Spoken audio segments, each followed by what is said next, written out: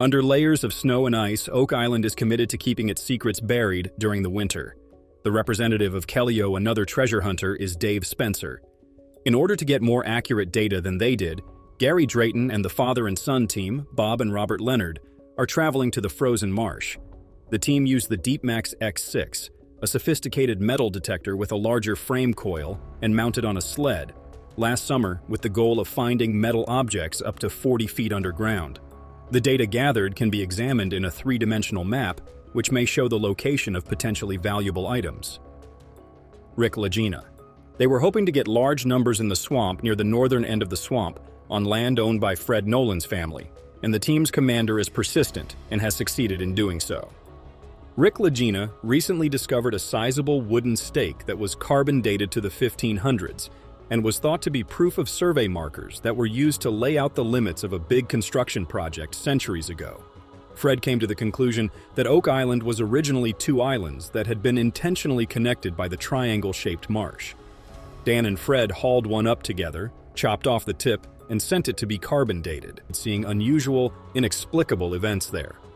The plot centers on Rick and Marty Lagina, who have spent excessive amounts of time and money on this quest but are not happy with the outcome, as they attempt to uncover a mystery that dates back 2 million years on Oak Island.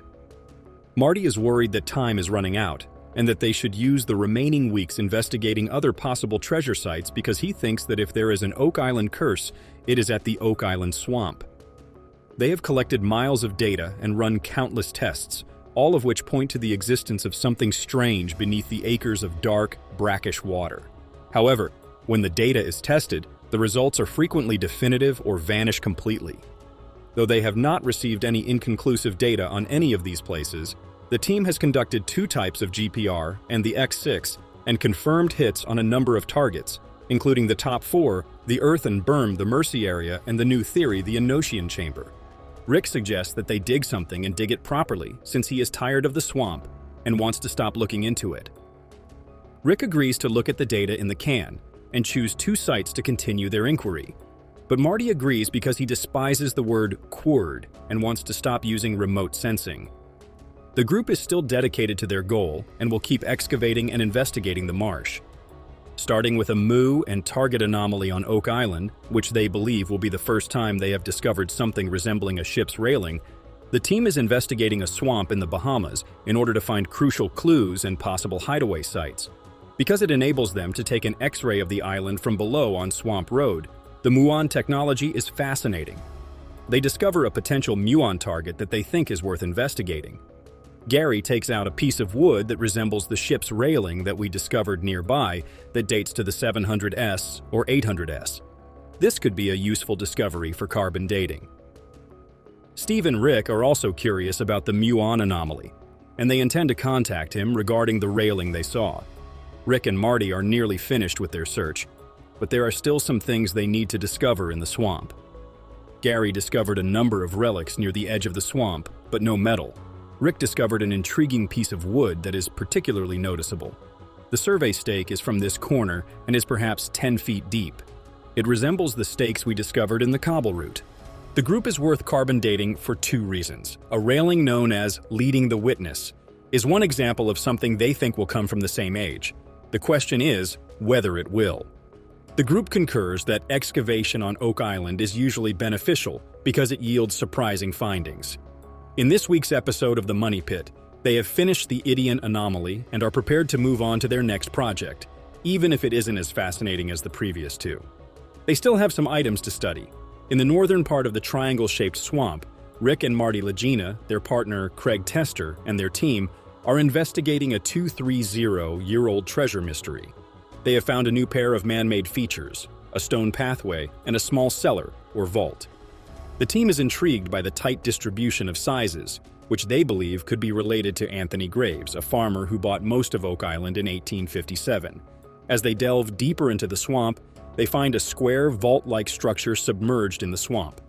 Its purpose is unknown, but they hope to learn if it served as a hiding place for Anthony Graves's belongings. They also find a piece of brick attached to the structure, which they believe is some kind of pipe. The team is determined to ascertain the age of this structure and its purpose because they don't know what else is down there. The following morning, Rick Lagena takes Tom Nolan, another Oak Island homeowner, to the enigmatic vault-like building. Rick thinks the construction has a hard bottom and a lot of brick, giving the impression that it might be a hiding place in the northern part of the swamp. The vertical shafts finding at Smith's Cove attest to the existence of the flood tunnel system and the placement of the restalls. When Craig Tester, Rick Lagena, and Scott Barlow arrived to examine the possibly historic discovery, they discovered rocks that seemed to be beneath the boards. Billy discovered that every rock touched a rock the size of his fist underneath. Craig thinks that these boulders are man-made since they exhibit a linearity that Mother Nature does not. If the flood tunnel's position is verified, the original line should be projected someplace along that line, the money pit.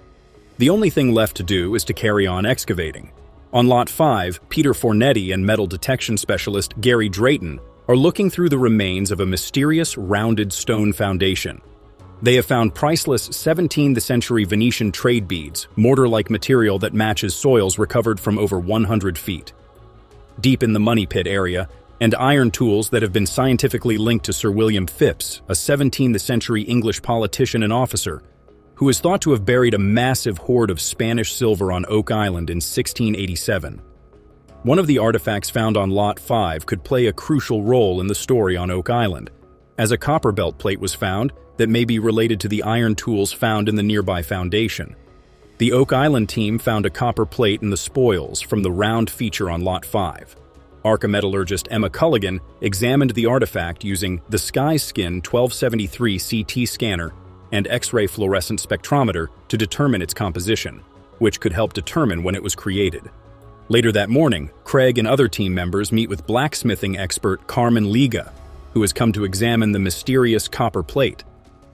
If the plate has any military insignia or regimental numbers, it could tell us who created the feature and possibly buried valuables in the money pit. The copper alloy, which is made up of copper, zinc, iron, lead, and arsenic, is thought to have existed for more than a century before the money pit was discovered. The team thinks that Sir William Phipps, who found the Concepcion in 1687, may have been on Lot 5 doing something that many people are familiar with. Some of the treasure from the conception was hidden to Oak Island thanks to the work of 32-degree Freemason Scott Clark. The team has identified a prime suspect who could have been responsible for the 30-year-old mystery. After recovering more than 34 tons of the valuables from the renowned Spanish treasure wreck known as the Concepcion, which sank off the coast of the Dominican Republic in 1641, Sir William Phipps, an English politician and naval captain, returned to the wreck with the assistance of Captain Andrew Belcher, a Freemason, who brought less than 5 more tons of treasure to the English crown. Phipps made 2 successful salvages of the Concepcion in 1687. Clark is adamant that Baylor and his associates were moving valuables from the Concepcion to the Oak Island region.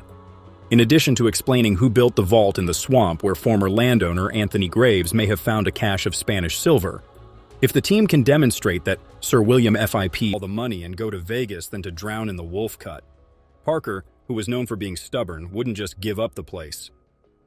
After some trouble, the team was able to push back the water, and Mark Fors, who was in charge of the operation, finally came down to get the treasure.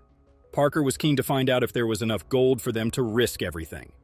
He went to one spot and moved the dirt around, but it needed to be better.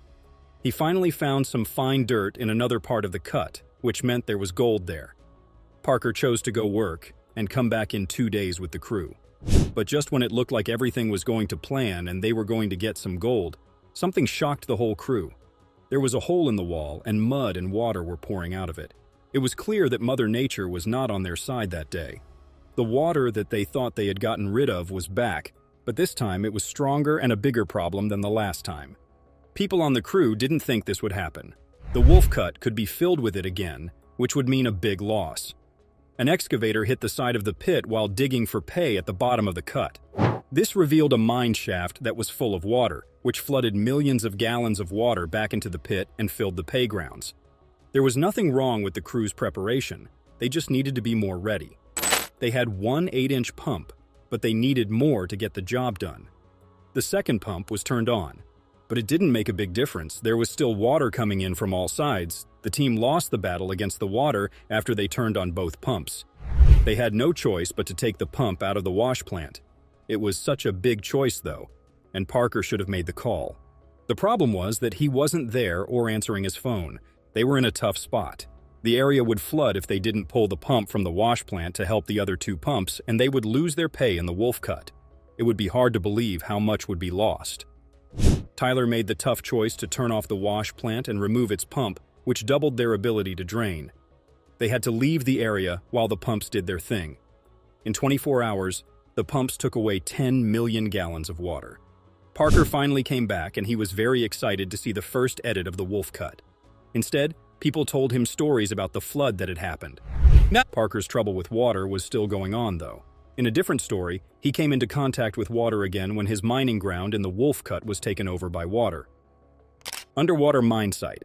Parker was looking for a pay streak in the 4-acre wolf cut on his Alaskan claim. He hoped that it would bring him at least 1,000 ounces this season. The pay dirt was 30 feet below, and the team had to dig out 1,000 yards of extra material to get to it. 4 feet more, and they would be below water. After that, it would be 30 feet before they hit rocks. But things weren't really fine as they seemed at first. The process was going on right next to a pond, and water would be the first things. We're all amazed by this amazing feat. This season of Gold Rush will always be remembered as one of the best in Klondike history. Parker makes $364,000 in gold after getting rookie operator to move Slucifer. Parker, who had a lot of knowledge, kept showing off his accomplishments all these years. Not long ago, he did something even more amazing. He made $364,000 in gold by getting a new operator to move the Slucifer. The project already owed a huge $15 million, and Parker didn't know how to get out of this mess. There were daily costs and pressing repairs that needed to be done. There was some hope in the idea of getting a $160 million payday in the Dominion, but there were many unknowns along the way. It became clear when he admitted that the whole thing was making him feel pretty worried. He felt a little uneasy for the first time in a few years. He wasn't alone, though, which was good. His team would be there for him no matter what. To save the working bodies, Tyson had to take on everything.